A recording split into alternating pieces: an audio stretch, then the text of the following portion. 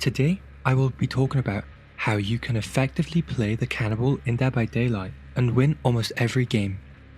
The Cannibal, also known as Bubba, only has one main part to his ability, which is just his chainsaw, and this ability is pretty simple to understand, but in practice can be pretty difficult. So, in this video, I will help you overcome this and become a better Bubba player. Towards the end of this video, I'll also include a great perk build and tips to counter Bubba for survivor players.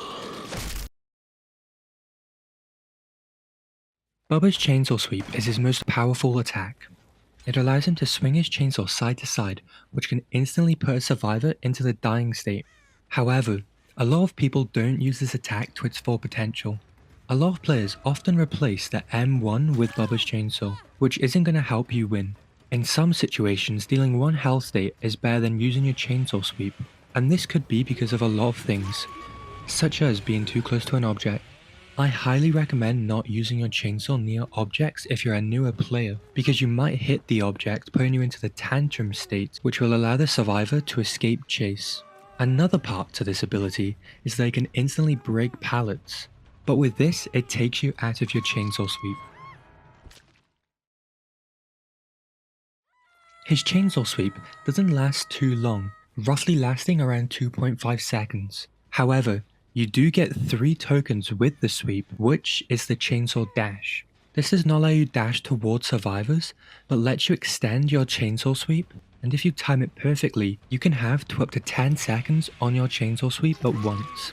This can almost guarantee you to hit a survivor if you were close enough to hit an M1 before using your sweep.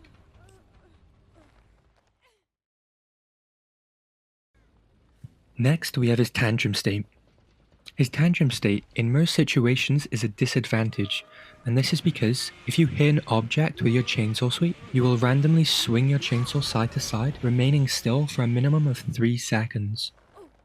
For every chainsaw dash you have used, it will add an extra second onto your Tantrum state. However, in some scenarios, this can be beneficial.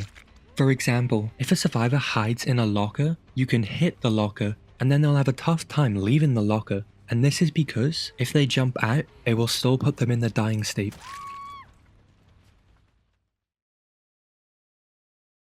With the chainsaw dash, you can use this to chain downs, which can allow you to get multiple hooks just with one attack. Iridescent Flesh is one of Bubba's iridescent add-ons, and this is great for chaining downs. Iridescent Flesh recharges all the tokens on your chainsaw dash, allowing you to use your sweep attack for a long period of time. Aura reading perks are also useful for Bubba, especially working together with Iridescent Flesh. Here is an aura build that is suited towards Bubba. Lethal Pursuer will allow you to find survivors at the beginning of the game. However, the main use of the perk in this build is that you can add 2 seconds more duration on aura reading perks. Infectious Fright will reveal any survivors in your terror radius after downing another survivor for 6 seconds.